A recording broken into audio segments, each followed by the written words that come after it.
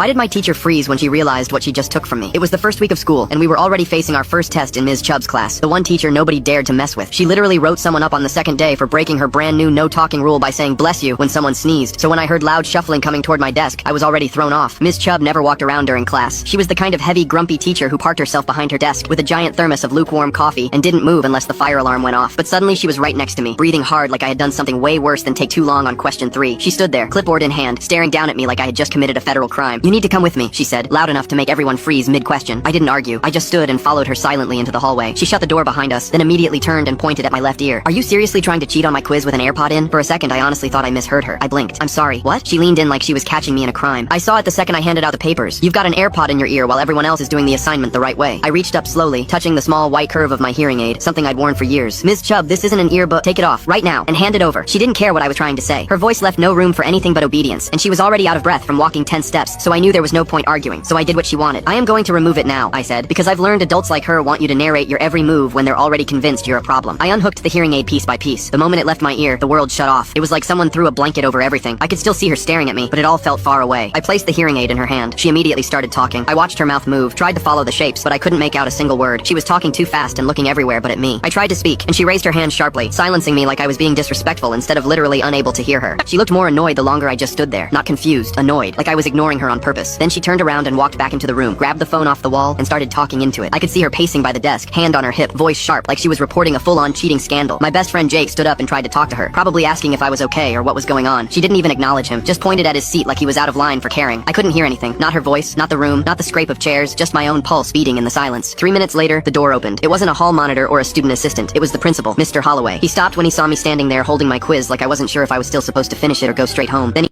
Take a screenshot and scan the QR code, search for the code on TikTok, and watch the second part for free.